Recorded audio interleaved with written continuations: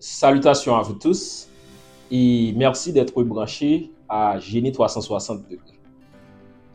Aujourd'hui, on va parler du phénomène de torsion qui peut arriver dans un bâtiment pendant un tremblement de terre.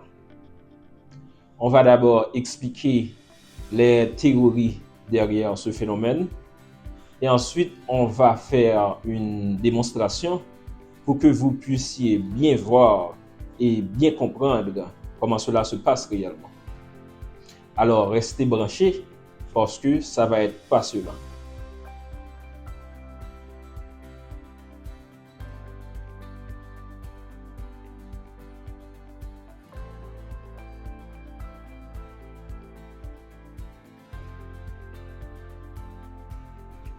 Pour illustrer le phénomène de torsion, on va utiliser ces deux structures.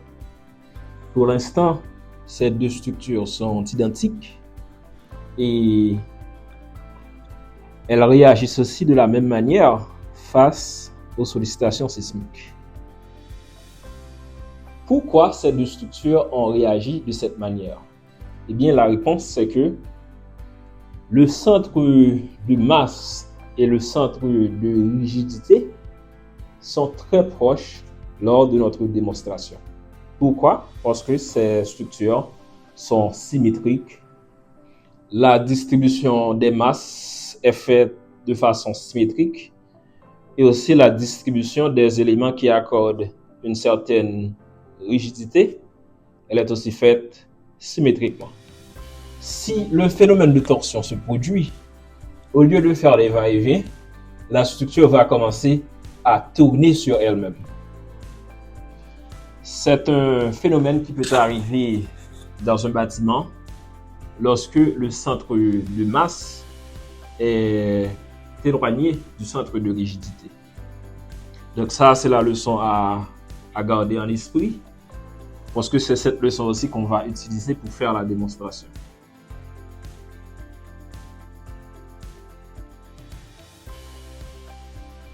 Maintenant, pour pouvoir créer l'effet de torsion, on va ajouter des éléments diagonaux d'une façon dissymétrique dans les bâtiments.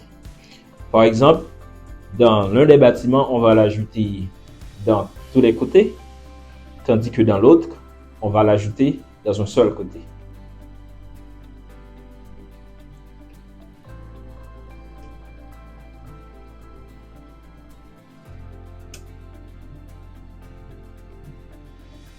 Maintenant, on va appliquer un tremblement de terre sur les deux structures et on verra ce qui va se passer.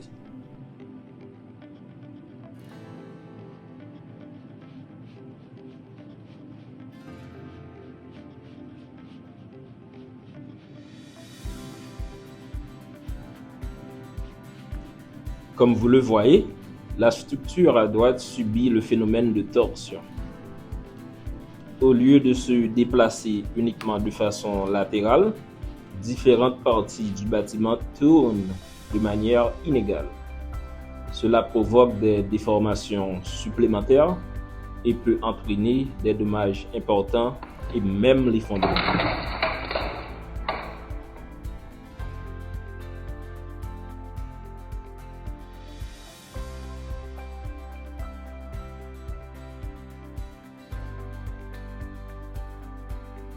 La leçon d'aujourd'hui, c'est que pour éviter le phénomène de torsion, il faut bien qu'on rapproche le centre de masse du bâtiment de son centre de rigidité.